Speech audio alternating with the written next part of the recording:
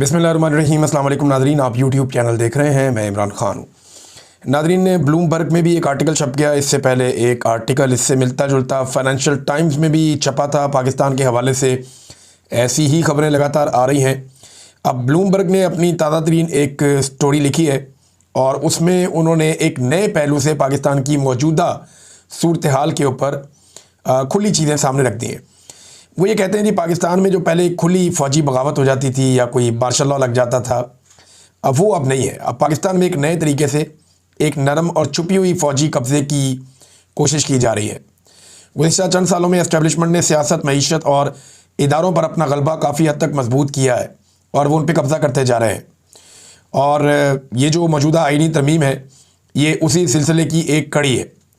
Army chief general Asim ने इजाफी इख्तियारात हासिल कर लिए हैं और शहरी क़यादत से लेके आला मुकाम और यानी उन्होंने अपने लिए एक वो भी हासिल कर लिया है, किसी किस्म की उनकी परसिक्यूशन नहीं हो सकती, उनको इम्यूनिटी भी मिल गई है, यानी इस्तिस्ना भी उन्होंने हासिल कर लिया उम्र भर के लिए। अखबार ये बताता है कि पाकिस्तान को जो फ़ौज को वापस पाकिस्तान के अंदर एक बहुत भरपूर ताकत मिल रही है और फ़ौज जो कुर्सी के ऊपर बैठ रही है, इससे पाकिस्तान को मुस्तकबिल में शदीद पछताना पड़ेगा, क्योंकि ये ना सिर्फ जमहूरियत को ख़त्म कर देगा पाकिस्तान में, बल्कि मुल्क की माशी इस्तेहकाम और समाजी तरक्की को भी बुरी तरह ख़तरे में डाल देगा। फिर उन्होंने बताया पाकिस्तान में हमेशा से फ़ौज ही तगड़ी रही है और माजी में कुछ ऐसी दहाइयाँ रहीं जिनमें ख़ास तौर पे फ़ौजी हुक्मरान ही यहाँ पे हुकूमत करते रहे हैं, लेकिन बहुत सारे वाक़यात ऐसे हुए जहाँ पे फ़ौजियों ने कुछ नाकाम मुहिम्मात चलाई, फ़ौजी डिक्टेटरों ने या जर्नैलों ने। 1971 का भी एक वाक़या इसके अंदर रिपोर्ट किया गया और जुल्फ़िकार अली भुट्टो जैसे सियासतदानों को पीछे धकेला गया।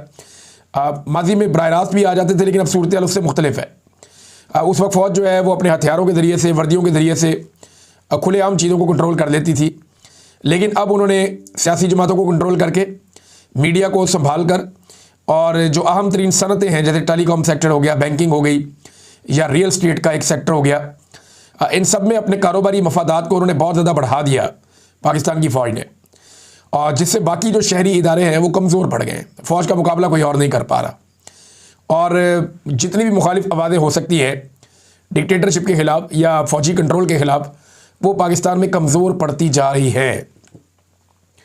वो ये कह रहे हैं जो मौजूदा तरमीम हुई है, इसकी वजह से आसिम मुनीर साहब को बहुत वसी इख्तियारात मिल गए हैं और सियासी फ़ैसलों में उनका किरदार फ़ैसला कुन हो गया है। अब वो जो बाकी सियासतदान हैं उनसे बहुत बालातर हो गए हैं और आइन जो है वो पहले तो फ़ौज को जवाबदेह बनाता था, लेकिन अब ये खुद जवाबदेह नहीं रहे। और साथ ही उन्होंने ये भी बताया, ये जो आर्टिकल है इसके अंदर जो लिखने वाले हैं वो ये भी कह रहे हैं कि 1970 की दहाई में पाकिस्तान जिस तबाही का शिकार हुआ था, मिलिट्री डिक्टेटरशिप के नतीजे में, फ़ौजी गलबे के नतीजे में, पाकिस्तान उसी तबाही की तरफ आगे बढ़ता जा रहा है। IMF का बोझ भी बढ़ रहा है और इसकी वजह एक वो ये बताते हैं कि जो मिलिट्री इस्टेब्लिशमेंट है वो कौमी मफादात की बजाय अपने ज़ाती मफादात को तरजीह देते हैं, यानी अपने मफादात को ज़्यादा तरजीह देते हैं इस्टेब्लिशमेंट के लोग, बजाय इसके कि वो कौम के मफाद को तरजीह दें। और फिर इसी आर्टिकल में लिखा गया कौम अगर खड़ी ना हुई या अवाम इसके ख़िलाफ़ खड़ी ना हुए तो पाकिस्तान माजी की गलतियों को दोहरा कर मुस्तकिल तौर पर अदम इस्तेहकाम का शिकार हो जाएगा। इससे पहले ऐसे ही एक आर्टिकल जो है वो छपा था फाइनेंशियल टाइम में भी, दीगर कई और जगहों पे इस तरह की वार्निंग पाकिस्तान के बारे में जारी की जा रही है। जो कुछ पाकिस्तान में इस वक्त पाकिस्तान की मिलिट्री एस्टेब्लिशमेंट ख़ास तौर पे आसिम मुनीर साहब कर रहे हैं। यहाँ नाज़रीन पाकिस्तान तहरीक इंसाफ ने IMF के हवाले से जो रिपोर्ट आई उस पर अपना एक बयान जारी किया है। तहरीक इंसाफ बहुत सख्त बयान जारी कर रही है। ये PTI का ऑफिशियल ट्विटर हैंडल है या एक्स का हैंडल है, वहाँ से ये उन्होंने पोस्ट किया एक मवाद। इसमें लिखा है कि IMF रिपोर्ट, पाकिस्तान में बदतरीन करप्शन बेनकाब, आसिम मुनीर तारीख का जालिम तरीन डिक्टेटर और एक जहनी मरीज़ है। आसिम मुनीर अपनी कुर्सी की हवस में कुछ भी कर सकता है। ये इमरान खान साहब का स्टेटमेंट है जो उन्होंने बाकायदा जेल के अंदर से दिया था और ये स्टेटमेंट बाकायदा उनके अपने एक्स हैंडल से शाया भी किया गया था। अब इसमें बताया जा रहा है पाकिस्तान तहरीक इंसाफ की जानिब से कि IMF रिपोर्ट पाकिस्तान के रियासती इदारों में बदतरीन करप्शन के होशरुबा इंकशाफात हुए हैं। GDP का 6.5% करप्शन की नज़र हो जाता है और ये कितना पैसा है? ये लगभग कोई 25 अरब डॉलर्स हैं। ये इतना पैसा है जितना पाकिस्तान, लगभग इससे थोड़े कम पैसों की पाकिस्तान एक्सपोर्ट्स करता है टोटल। इतना पैसा तो करप्शन में ही जाता है पाकिस्तान में। फिर उसके बाद GDP की जो ग्रोथ है वो माली करप्शन की वजह से 2.5% रहेगी। जो इमरान खान साहब के दौर में 2 साल तक लगातार 6% पे तरक्की कर रही थी। फिर SIFC, ये आर्मी चीफ आसिम मुनीर का एक बड़ा शाकार इदारा, और इसकी कानूनी हैसियत और इस पर जवाबदेही के मैकेनिज्म की अदम मौजूदगी पर कड़ी तनकीद की है IMF ने, और उन्होंने कहा शफाफियत के लिए फौरी तौर पे इसकी सालाना रिपोर्ट जारी की जाए। अरबों रुपए के ठेकों में उन्होंने कहा शफाफियत लाई जाए, और जो है वो टेंडरिंग की जाए, यानी इलेक्ट्रॉनिक टेंडरिंग की जाए ताकि पता चले सबको, उसमें शफाफियत आनी चाहिए, और पार्लिमानी निगरानी लाजमी करार दी जाए। टैक्स और अदालती निज़ाम में इस्लाहात का मुतालबा। अच्छा, अदालती निज़ाम के हवाले से मैं आपको एक बात और याद दिलाता हूँ। आपको याद होगा IMF का वफद 11 फरवरी 2025 को सुप्रीम कोर्ट ऑफ पाकिस्तान भी गया था।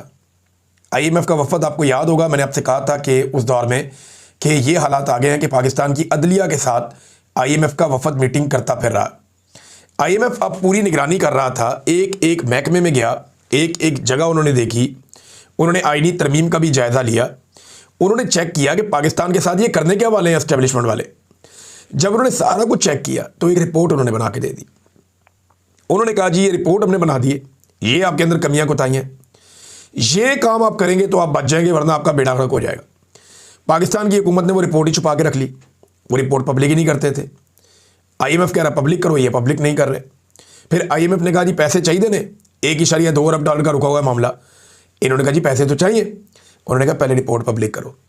अब वो रिपोर्ट पब्लिक करके ये वो पैसे हासिल करना चाह रहे हैं, लेकिन रिपोर्ट ने इनका सारा का सारा पोल खोल कर रख दिया है। तो उस वक्त चीफ जस्टिस से भी मिले थे, इसके बावजूद उन्हें कोई यकीन नहीं आया कि पाकिस्तान में अदलिया काम कर रही है। अब उसमें PTI ने जो इसको कंक्लूड किया वो ये कहते हैं कि लूट मार के रसिया मुस्तरद शुदा काबिज ग्रोह का तमाम तर फोकस नाजायज़ इक़्तिदार में तवालत और जुमला जराइम पर ताहयात इस्तिस्ना का उसूल है। ये जनाब पाकिस्तान तहरीक इंसाफ ने एक बड़ा सख्त स्टेटमेंट जारी किया है IMF के हवाले से। नादरीन, इसके अलावा जो कल यौम सयाह बनाया पाकिस्तान तहरीक इंसाफ ने, उसमें सिंध से बहुत सारे मनाज़िर अब आए हैं। खैबर पख्तूनख्वा में मैंने आपको बताया कि 1 दर्जन के करीब मुकामात पे एहतजाज हुआ। सिंध से लगभग 2 दर्जन के करीब तस्वीर आई हैं, जहाँ पे मुख्तलिफ़ इलाकों में छोटे छोटे एहतजाज हुए हैं, और कुछ बड़े एहतजाज भी हुए हैं 27वीं आइनी तरमीम के ख़िलाफ़, 26वीं आइनी तरमीम के ख़िलाफ़, और इमरान खान साहब की बहनों के ऊपर जो टॉर्चर किया गया उस हवाले से भी। अब नादरीन, आखिरी 10 दिन बचे हैं, यानी आज 22 तारीख है। ये महीना गुजारना है किसी तरह फील्ड मार्शल आसिम मुनीर साहब ने। इस महीने में कोई ख़राबी नहीं होनी चाहिए। ये महीना ख़त्म तो उन्हें लगता है कि शायद उसके बाद वो बिल्कुल नाकाबिल तस्खीर हो जाएंगे। नाकाबिल तस्खीर तो कुछ भी नहीं होता। अल्लाह रब्बुल इज़्ज़त की ज़ात है, सारी ताकत तो उसके पास है और किसी के पास नहीं है। जितने भी डिक्टेटर रहे वो जब मुतमईन हो गए तब उन्हें डंडा पड़ा कुदरत का। तो अब सूरत हाल ये है कि पंजाब में बड़े पैमाने पर कारकुनों की पकड़ धकड़ जारी है। पाकिस्तान तहरीक इंसाफ के कारकुन गिरफ्तार किए जा रहे हैं, किसी और सियासी जमात के कारकुन गिरफ्तार नहीं हो रहे, और 3 MPO के तहत इन्हें कैद भी किया जा रहा है 10-10 दिन के लिए। और ये कुछ 10 दिन वाले जो पेपर हैं ये अब सोशल मीडिया पे गर्दिश भी कर रहे हैं। इसमें जो है इंफॉर्मेशन सेक्रेटरी पाकिस्तान तहरीक इंसाफ के शेख वकास अकरम, उन्होंने भी कुछ पेपर जारी किए हैं कि 10-10 दिन के लिए अब ये पाकिस्तान तहरीक इंसाफ के कारकुनों को कैद किया जा रहा है जेलों में 3 MPO के तहत। अब वजह यह है कि इन 10 दिनों के बाद आसिम मुनीर साहब को लगता है कि वो नाकाबिल तस्खीर हो जाएंगे, लेकिन घोड़ा भी यही है तो मैदान भी यही है, जब वक्त आएगा तो पता चल जाएगा। इससे पहले ये लोग यही सोचते थे कि इमरान खान को जेल में डालेंगे सब ठीक हो जाएगा, कुछ नहीं हुआ। फिर इन्हें लगा इमरान खान को सजाएं दे देंगे सब ठीक हो जाएगा, कुछ नहीं हुआ। फिर इन्हें लगा इमरान खान का इंतखाबी निशान छीन लेंगे सब ठीक हो जाएगा, कुछ नहीं हुआ। फिर इन्हें लगा कादी फायरिसा आएगा सब ठीक हो जाएगा, आ गया, कुछ नहीं हुआ। फिर इन्हें लगा नवाज शरीफ को वापस लाएंगे तोते उड़ाएगा सब ठीक हो जाएगा, आ गया, तोते उड़ा लिए, कुछ नहीं हुआ। फिर इन्हें लगा 2024 के इंतखाबात में भरपूर धांधली कर लेंगे और अपनी फार्म 47 पे जाली हुकूमत बना लेंगे, सब ठीक हो जाएगा, वो भी करके देख लिया, कुछ नहीं हुआ। फिर इन्हें ज़रूरत पड़ी एक 26वीं तरमीम की, वो भी इन्होंने कर ली। फिर जनाब 26 नवंबर को कत्लेआम करके इन्होंने लगा सब ठीक हो जाएगा, फिर भी कुछ नहीं हुआ। फिर तहरीक लब्बैक के कारकुनों को कत्लेआम कर दिया, सब ठीक हो जाएगा, कुछ भी नहीं हुआ। फिर 27वीं आइनी तरमीम करनी पड़ गई। अब 27वीं आइनी तरमीम करके इन्हें लगता है सब ठीक हो जाएगा, कहाँ ठीक हुआ। अब इन्हें लगता है कि 10 दिन और पाकिस्तान तहरीक इंसाफ को चुप करवा लेंगे तो सब ठीक हो जाएगा। ये ठीक नहीं होना, ये कौम आपका पीछा करेगी, आपके पीछे आएगी। पाकिस्तानी इंतज़ार ज़रूर कर सकते हैं, ताख़ीर ज़रूर हो सकती है। मैं पाकिस्तानियों को अच्छी तरह जानता हूँ, पाकिस्तान की एस्टेब्लिशमेंट पाकिस्तान को इतनी अच्छी तरह नहीं जानती। अगर ये जानते होते अगर ये जानते होते, वैसे आसिम मुनीर साहब तो जानते ही हैं, इसीलिए उन्होंने इस्तेस्ना ले लिया कि उन्हें आइडिया है कि पाकिस्तानी क्या कर सकते हैं। इमरान खान का खौफ भी है ना। देखिए, मुझे आज एक बड़े ज़बरदस्त आदमी ने फ़ोन किया, मैं उसको मुश्किल में नहीं डालना चाहता। उसने मुझे कहा कि जितना पाकिस्तान की मिलिट्री एस्टेब्लिशमेंट या फील्ड मार्शल आसिम मुनीर साहब इमरान खान से डर रहे हैं, अगर इतना वो अल्लाह से डरें तो पाकिस्तान की हालत बहुत बेहतर हो सकती थी।